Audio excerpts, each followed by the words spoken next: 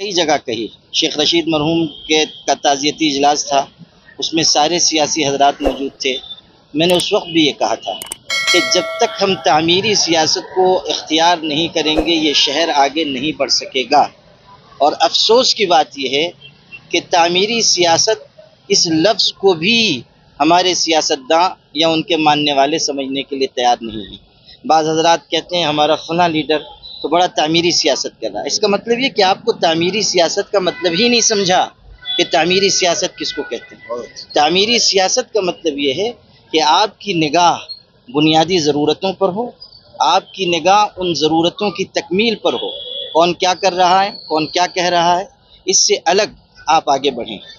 اگر آپ تعمیری سیاست کی راہ پر چلیں گے، آپ کو قوم کو بتانا نہیں پڑے گا کہ آپ تعمیری سیاست کر رہے ہیں، قوم خود آگے بڑھ کر آپ کا استقبال کرے گی. افسوس کی بات یہ ہے کہ شہر ہمارا دن بدن پیچھے جا رہا ہے، معاملات مسائل دن بدن خراب ہو رہے ہیں. اور یہ جو الزام تراشی کی سیاست ہے، یہ جو آپس میں رقابتیں ہیں، دشمنیاں ہیں، اور جس بڑی سطح پر ہو رہی، میں اس کو دینی لحاظ سے نہایت نقصان دہ مانتا ہوں.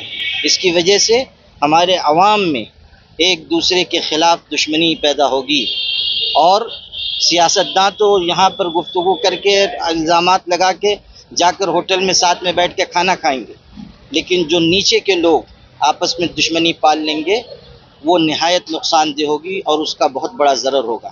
میں پھر گزارش کرتا ہوں کہ تعمیری سیاست کو اپنایا جائے اور غیر تعمیری سیاست سے پرہیز کریں. تعمیری سیاست کرنے والے کا میں بھی انتظار کر رہا ہوں بہت شدت سے، لیکن جو لوگ میرا انتظار کر رہے ہیں میں عرض کر چکا، لیکن اب بھی لوگ مجھ پہ دباؤ ڈال رہے ہیں، ایسا نہیں ہے.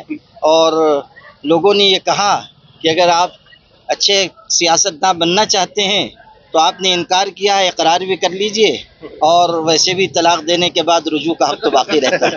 ڈائمنڈ کارپیٹ، ہمارے وہاں carpet, grass, head lawn, railway والا کارپیٹ ہول سیل ریٹ میں دیا جاتا ہے. ہمارا پتہ یاد رکھیں، مصطفیٰ بنگال بازار، ڈائمنڈ کارپیٹ.